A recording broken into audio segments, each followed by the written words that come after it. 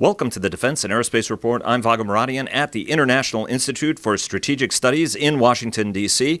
IISS every year publishes the Military Balance, a global appraisal of military capabilities worldwide, looking at air, land, sea, as well as the economics underpinning some military developments. And joining us is one of the world's leading air analysts, former Aviation Week and Space Technology reporter, and Lyman Award winner for Lifetime Achievement in Journalism, Doug Barrie. Doug, thanks very much for joining us. Oh, it's a pleasure, Vago. Thank you. Tell me what some of the major trends you guys saw in 2016 that shaped what you guys wrote in the Military Balance this year. Well, what we've seen over the past 12 months is a continuation of equipment recapitalization in China and in Russia. They're building some very, very capable systems. They're beginning to put some stuff in the field, particularly in the case of the Chinese. The Russians, some things have slowed down. Some of the programs are slightly later than perhaps they'd like. There may be some budgetary and technical issues, but nonetheless, carrying on, moving ahead. China, both platform development and some very interesting guided weapons development, which in the coming years will force the West to move from a situation where you could, people talk about air dominance, and without being flippant, we've taken air superiority for granted for the past 25 years. There really has been no genuine air-to-air threat. What you're seeing the development of some very, very capable systems both in Russia and China. Not only will those go into service with their own air forces, but they will also proliferate. Both countries are active in the export market. The Chinese in particular look to be extremely keen to become more active and to sell some very, very capable systems out there. We've seen it in a small sense. What we've seen so far is that where the US has been very reticent to sell armed UAVs and left a gap in the market, the Chinese have actually gone out there. That's one of the things that's reflected in this year's book. There's some users of armed UAVs who couldn't buy from the US and have turned to the Chinese to fill that gap, and I'm sure that the Chinese will draw lessons from that. You mentioned, the suspicion that we have regarding Saudi Arabia and the Emirates, the UAE, using some of the Chinese systems. Are we sure they're armed? I mean, are they used in an armed capacity, or are they being used in a reconnaissance capability, or both? That's an interesting question. I'm sure that, they've obviously been using the reconnaissance capability and the systems that we've seen, certainly in terms of the Chinese advertising material, show them with weapons. I would expect that both those countries have probably looked very carefully at the weapons you could buy with the UAVs itself. Tell us about the Chinese systems in particular, both on the aircraft side, but also on some of the missiles. We were talking on one of these tiny little missiles, has 200-mile range, and it is about 18 feet long. It's more like a telephone pole than it is an air-to-air missile. Tell us a little bit about the developments on the Chinese side, on both aircraft and missiles, that the United States in particular should find most threatening. Well, I think what you've seen on the Chinese side is prolonged and significant R&D investment in guided weapons, which is now coming to fruition. I suppose it started really with the PL-12, which is their AMRAAM equivalent, which has been in service probably give or take a decade now. In terms of platforms in China, obviously we've been looking at the Chengdu J-20, the heavy fighter, also the lightweight fighter, trying to determine where the support for that is within the Chinese military. Is there any? In terms of the guided weapons, what we're seeing is basically coming to fruition probably a 2-decade plus worth of investment in technology and R&D. The PL-12 is their equivalent of AMRAAM. It's been in service now about a decade. What we see in this year's book is that the PL-10, which is their AIM-9X ASRAAM equivalent, is now in service. Small numbers. It looks like a very capable system. Imaging infrared seeker. There are only a very small number of countries capable of developing that kind of technology, and the Chinese have now joined that club. More significantly, I think in some ways, is that isn't the end of the story in terms of Chinese air-to-air weapons development. There are a number of other programs out there, PL-15, which is probably akin to an AIM-120D, so the latest model of AMRAAM, not in service yet, but again, getting pretty close. Maybe in the next 2 or 3 years it will actually enter the inventory. Very capable beyond visual range air-to-air missile. Beyond that, and a system that we've only just very recently seen, was a test item of a very large missile, the 18-foot long, 6-metre long weapon that you alluded to, that does look like a big white telegraph pole under a J-16, which seems to be intended to cause maximum discomfort if you're an ISR operator, if you're in a tanker or an AWACS, sitting well behind the line of operation, where the Chinese thinking maybe I don't want to engage in the fighters, but I basically want to cause maximum trouble to those support aircraft, those kind of high value, low density platforms. So you would engage at very, very long range and cause significant difficulties. Again, system isn't in service, but very, very noteworthy system. I think people will be paying a lot of attention to it. It's also one of the few weapons that we've seen so far that is actually is dual mode. It has an active radar seeker of some sort, and it also seems to have some small infrared or imaging infrared adjunct for terminal guidance at the very end of the engagement. So potentially a very capable system. Obviously we haven't yet seen it fielded, but again, from what we've seen, it looks to be relatively close to going into service, so the next few years, 2020 or thereabouts. And as if that isn't enough, the Chinese have shown considerable interest in rocket ramjet air-to-air weapons. Again, nothing in service as far as we know, but there's at least one, if not two, development programs out there.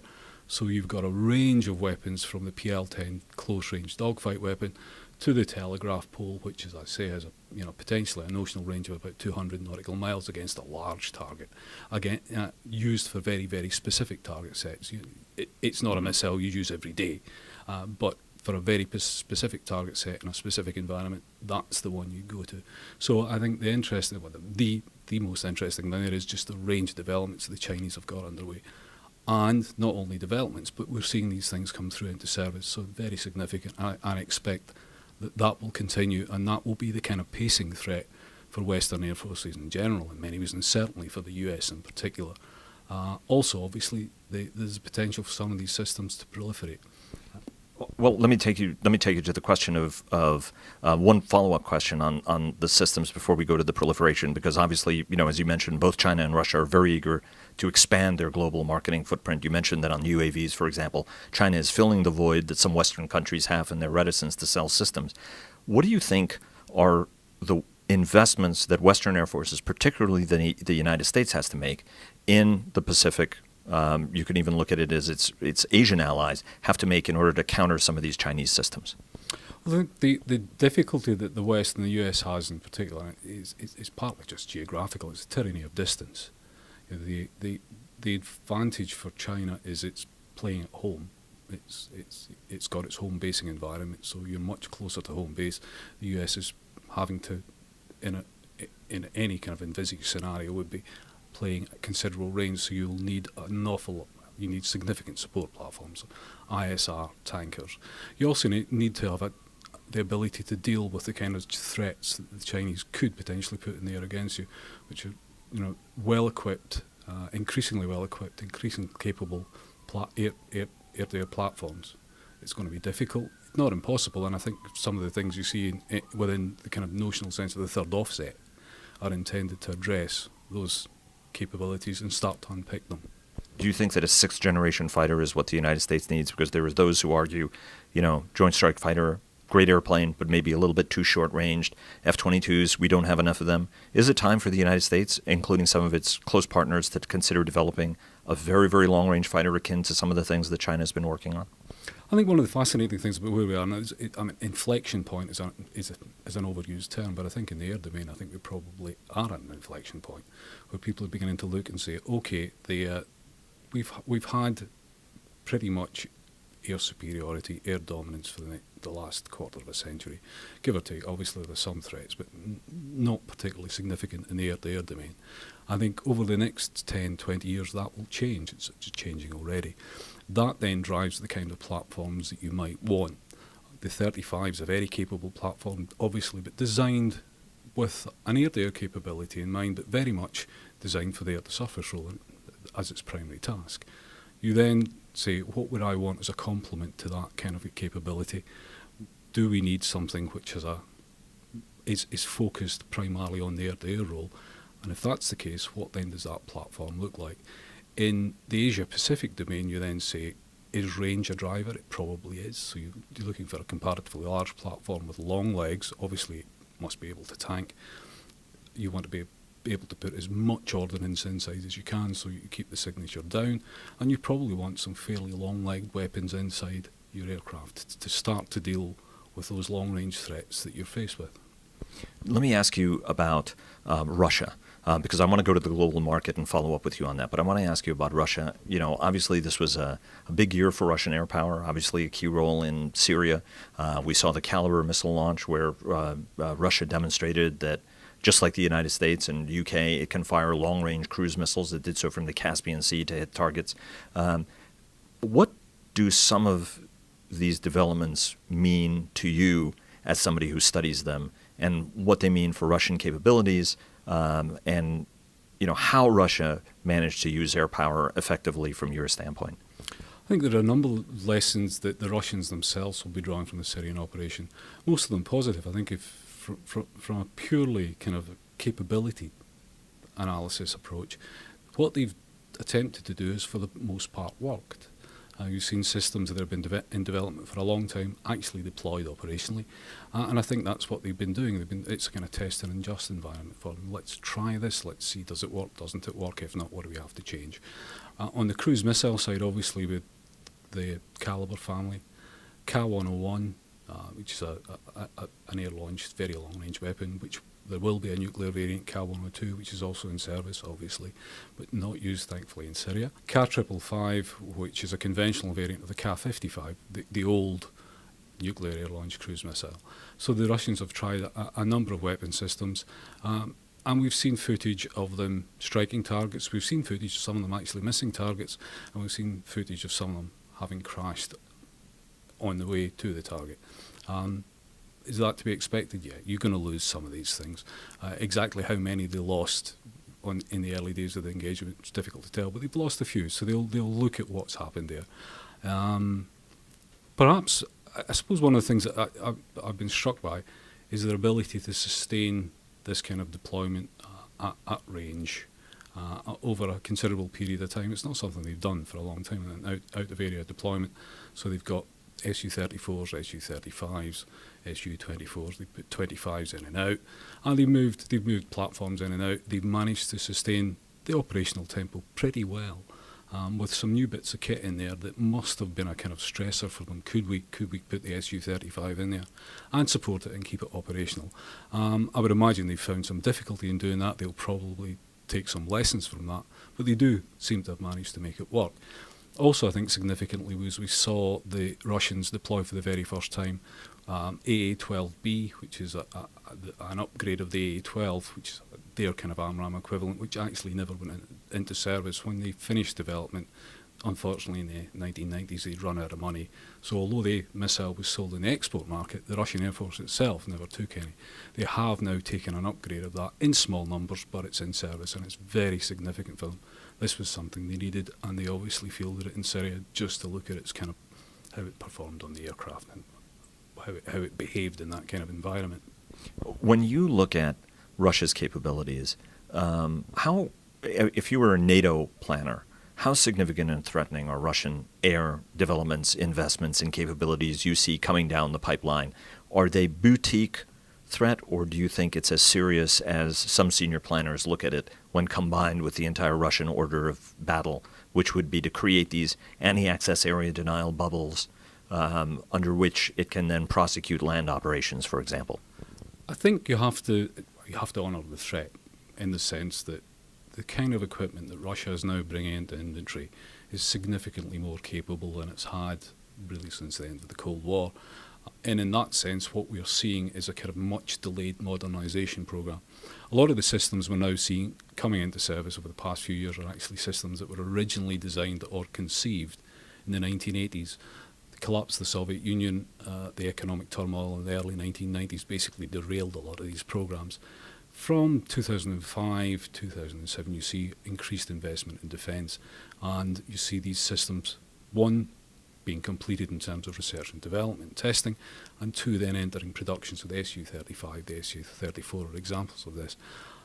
They're capable systems, but they still are systems which really have their genesis in the Soviet era. So this is the kind of last iteration, I think, of those systems. Are they in a threat planner sense? Do you have to look at these and think, what are they capable of? Absolutely. And it's not. The Su-35 is probably as good a fourth generation combat platform as you'll ever get. It's a very capable aircraft as long as you can get all the systems to work. that's a question for the Russians. Can they sustain and support these aircraft, and can they actually operate them in a way which they can get the maximum effect out of them? Do you think that NATO has the capabilities? We talked to General Breedlove, the former Supreme Allied Commander of Europe, and his concern was that it's a capacity issue, that we have capability, but we don't have enough of that capacity. We don't have enough of those systems. What's the picture from your standpoint? Does the alliance have enough both capability and capacity to serve as an effective conventional deterrent against Russian power? I think it's a really interesting question, and the risk is we end up comparing apples and oranges. Because actually, if in pure numerical terms, if you look at what NATO is capable of putting in the field, what the Russians are capable of putting in the field, NATO is actually far, far larger. Certainly in the air combat side, far, far more platforms. The difficulty, of course, is numerically on paper, you can see the difference. It's how quickly you can put things into the theatre of operations, and how quickly you can reinforce that. Now, obviously, there are certain areas in Eastern Europe where perhaps some states feel vulnerable because the Russians can more quickly move their material there than you could see NATO get their material in. In terms of matching up capability, I think that as the US and some of its allies move to 5th gen, I think that will become a stressor for the Russians. And in some ways it already is. You see in the SAM systems, the SAM developments and the associated radars are intended to try and nullify or negate as much as possible that kind of 5th generation advantage until they can get their own 5th gen in the PAC-FA, the Sukhoi program, which is late. And they seem to be encountering yet more difficulties as it slides further to the right. My own feeling is that will still come into service and will be a capable combat platform. Pretty much in the same way that the Su-27 Flanker, when it first was designed, was not a particularly smooth program, and they basically stopped the project early on and redesigned the aircraft because it wasn't performing as intended. I don't think the T-50 is nearly as bad as that, but they're obviously having some troubles that they'll probably sort. I was going to ask you about the T-50, and I'm glad that you brought it up, because every single time you and I have talked, we've ended up talking about that program and the fact that it's been a little bit on the late side. On the surface-to-air missile systems, how capable are they? Because depending on who you talk to, they're either portrayed as sort of impregnable, and whether they're the system that would be going to Iran, for example, or some of the duplicative systems that the Chinese are using. There's this sense that some of these triple-digit surface-to-air missile systems of Russian origin are 10 feet tall and impregnable, and there are others who say, well, there's no system that's impregnable and they're not as good as you might think. What's your assessment of the capability of some of these systems? I think there are a number of things there that you can unpick. If you wind it back one into the kind of A2AD concept itself, when you start to draw rings on a map, you create, I think, potentially an area where it's an no-go area, I can't go there. That's not actually the case. What it is that if you start to enter that area, the risk of successful engagement, or at least being engaged, goes up. It doesn't mean that you can't go there. You have to accept that there are risks going there, and depending on the scenario and the theatre of operations, you can choose to go there or not. In terms of the systems themselves, are they capable? Absolutely. Given the choice, would you want to fly through a double-digit SAM missile engagement zone, or if you could go round it, then you're going to go round it. If you have to then go and engage, you will try and do things to minimise its effectiveness, jamming, flight profile, anti-radiation missiles. So they're not invincible. No system in and of itself is invincible. It's how you use it. Do you use it well? Do you use it badly? Is it integrated? Are your air defences layered? What does the opposition try and do? The SA-20, SA-21 families and the follow-ons, are they going to be capable and pose a threat? Yes, but there are things you can do to try and deal with them. Let me take you to the sales issue. You were mentioning the Chinese have moved into certain markets where the United States hasn't engaged in. Talk to us a little bit about China's markets and where China has ended up that a few years ago we wouldn't have expected them to be. I think traditionally when you think about China and China's exports, is very much it's low-end, cheap and cheerful capability to countries who perhaps can't afford or don't want high-end Western or high-end Russian equipment. I think that's changing. Partly you see what the Chinese have done with Pakistan and the JF-17 FC-1, which is a a relatively low-cost light fighter, but it's got some very capable systems on it. The Chinese are willing to sell the PL-12, which the Pakistanis may or may not have bought. Again, it's their AMRAAM equivalent. It's a good missile, and it's being developed. I'm sure there are upgrades of that coming down the pipe. The JF-17 itself, the next block upgrade, the suggestion is this will have an actively electronically scanned array radar in it. So you're basically taking what is in effect a kind of third generation platform in the aircraft and sticking kind of fourth and a half generation systems on it. Active electronically scanned radar, a good medium range active RF guided weapon, and probably the PL-10 dogfight missile will go on there as well. And I'm sure that the Chinese have ambitions to sell the JF-17, FC-1 as they call it, beyond just Pakistan. There are suggestions of a number of countries being interested. On the UAV side, I think what has been very interesting to watch is, as I said, the US understandably was reticent about selling armed Reaper, held very closely the countries that would give access to that system. And a number of countries who would previously have looked to the US and may well have requested the system and were unable to get it. The Chinese have then perhaps moved into the marketplace and filled that. So you've seen probably Saudi Arabia and the UAE operating armed Chinese systems over the past 24 months. And one of the big concerns is that some of that data ends up going to the Chinese just as much as it ends up going to the principal users, isn't it? It's a difficult question. It's an interesting question. I think it's one that we probably need to keep an eye on. Let me ask you one last question. Obviously, a new president in the United States. Europe still struggling, in election season. Everybody's eyes are on how elections in the Netherlands, in France, in Germany are going to play out, including even in Italy. Brexit is obviously an issue as a Brit. The topic of major discussion. The president of the United States has made it clear that the United States is going to prosecute an American-first strategy.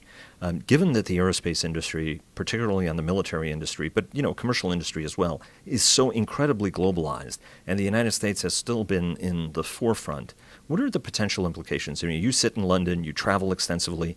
How is that message being received? Is it raising eyebrows and concerns among some of our European allies in terms of what its potential implications are? I think the first thing to say is that nobody's sure what the implications are yet, because it's very early days in the presidency, and for whatever reason the president has been pretty unclear about what his goals actually are with any kind of granularity. That said, I think from the European perspective, yes, people are thinking, how does this all play out? What does all this mean? And I think it's a particularly interesting time in the European aerospace sector, because obviously the current fourth generation aircraft, sometime in the mid-2020s, will all end production in all probability, and there's a big question mark as to what happens next. Where does the European defence aerospace sector go? As of yet, there's been some discussions in Anglo-French collaboration on the UCAV side, the Neuron programme, which the French led, which pulled in a number of European countries, but beyond that, nothing concrete. So there's an empty space there for the European defence sector on the aerospace side that needs to be filled, unless those nations decide that actually that beyond the current generation of crewed combat aircraft and the F-35 as it moves into the European environment, they won't go any further.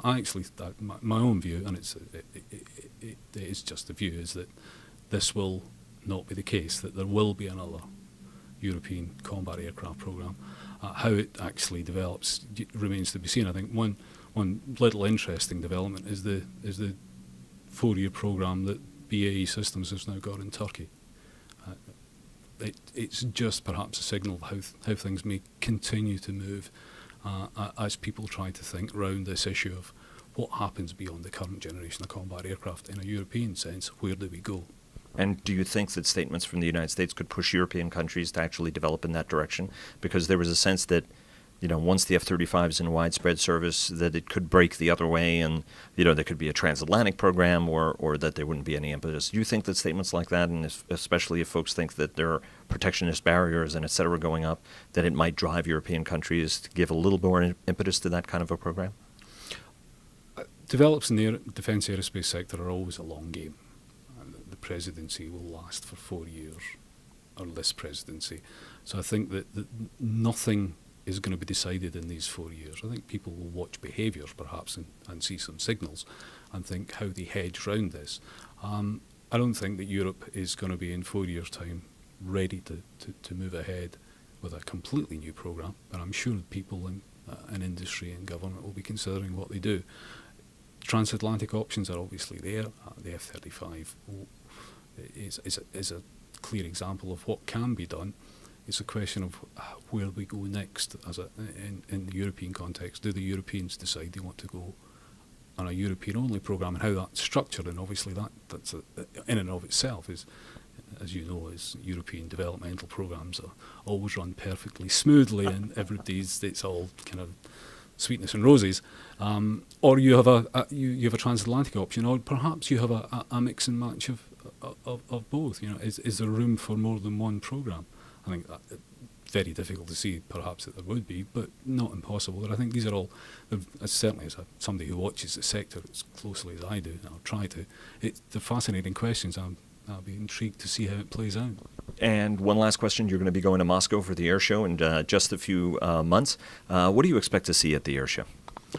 What I expect to see, I expect to see the Russians display aircraft in ways that you wouldn't be allowed to display anywhere else, because they have a fairly lax approach to safety. That said, the displays themselves are fantastic.